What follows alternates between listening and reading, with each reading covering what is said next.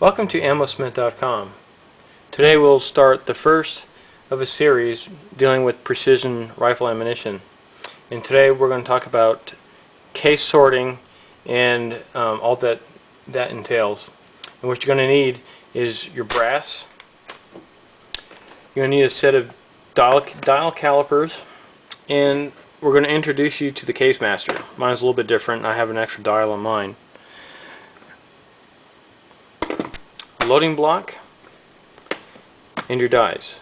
Depending on what you're using, you either need your full length 3 sizing die or your neck sizing die. And you're going to need your press. So let's get started.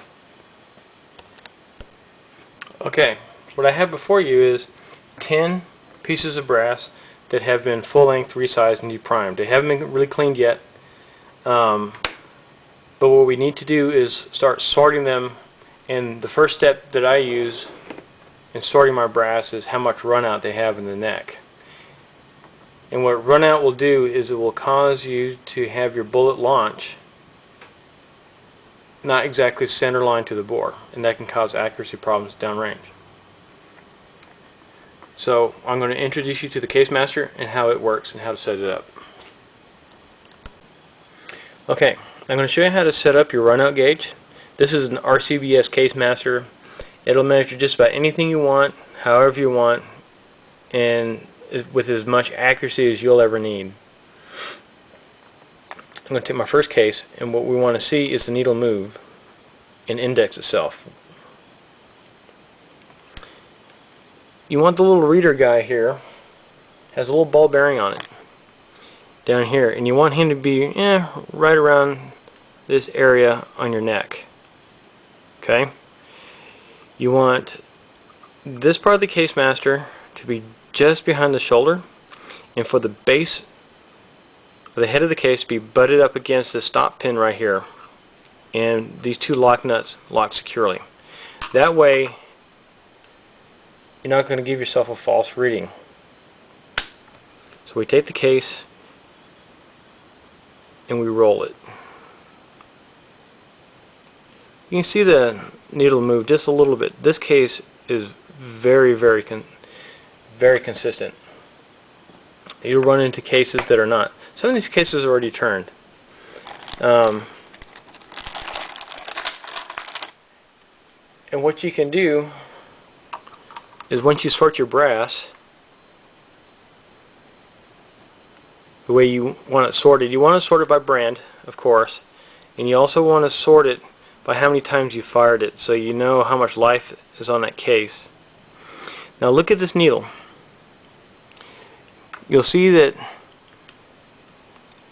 it's just past that tick mark there, but it'll run back down to the 20.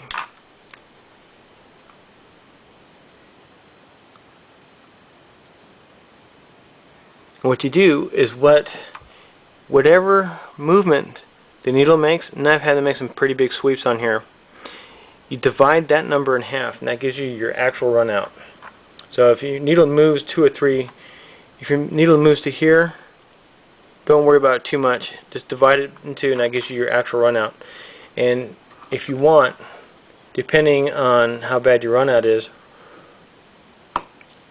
run it back through your full length sizing die, and then back it out, turn the case about a quarter turn, then run it back up. That usually reduces your run out at least by half.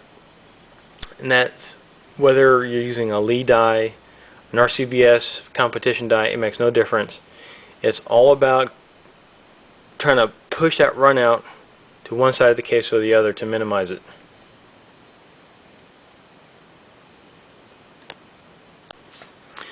Okay, the next thing we're going to measure is going to be the thickness of the case mouth.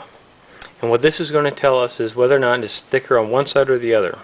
And that's usually where your run out will come from. I take a Sharpie, and I just make a dot on the case, just like that. And what that does, it tells me where I'm at. It gives me a reference point. If you're using brand new brass, you can lose yourself and not exactly get the measurement as accurate as you want. What you want to do is measure it exactly on this side, then on the opposite side of the dot. And on the Case Master, they have this guy right here, and what it does is it moves the dial indicator like that. Just put just enough pressure to where it's not levering itself like that, especially with like the longer cases, 30-06, 300 Weatherby, 338 Lapua Magnum. Some of those guys really have a lot of weight at the base of the case, and they can give you a false reading. And what you want is for the little ball detent on here to swing over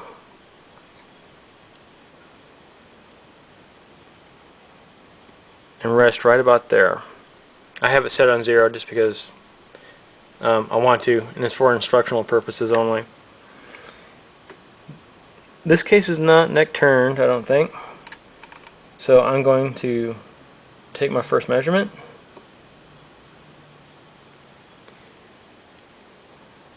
Okay, is at 13 on here. Now I'm going to do the same thing. I'm just going to turn it to the opposite side, and it's at exactly 13. So you know that this thing is really consistent. And this was that case that barely moved the needle, so we know, one, the case is going to be very, very round on the neck portion right here when the bullet is seated, because don't forget, when you seat the bullet, this is going to expand just a little bit to hold the bullet into place. And if it's out of round in any way, it's going to determine whether or not that bullet is going to start straight down the axis of the bore. Let's try another one. We're going to do the same thing. We're going to take our pen, we're going to just put a little dot on the case.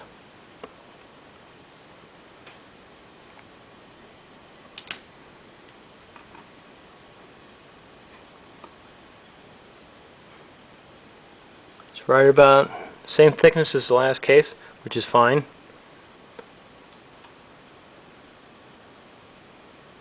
Turn it 90 degrees, and it's a little tiny bit thicker, not too much. But that figures out because this case moved the needle just a little bit more than the last one. I'm just going to grab a case at random here. See if we can't find one that's kind of goofy looking.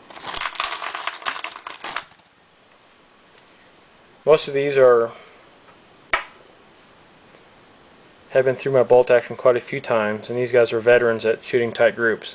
So I'm not sure if I'm going to find any bad cases here. Alright.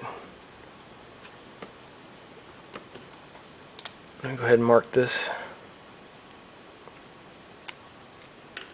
And don't worry about Sharpie, it's not going to hurt. Besides, we're not even done prepping this case. We have to trim it. We have to uniform the primer pockets, then we're going to tumble it to get all the fingerprints, grime, and crud off of it from handling it.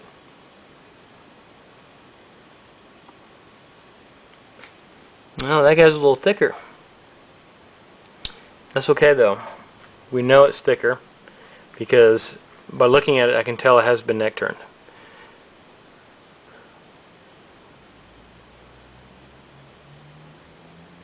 And it's a different dimension on the other side, so we're going to go back to the dot point.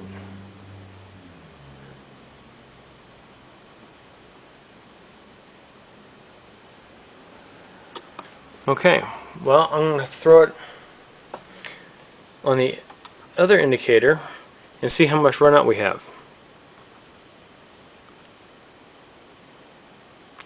Not too bad.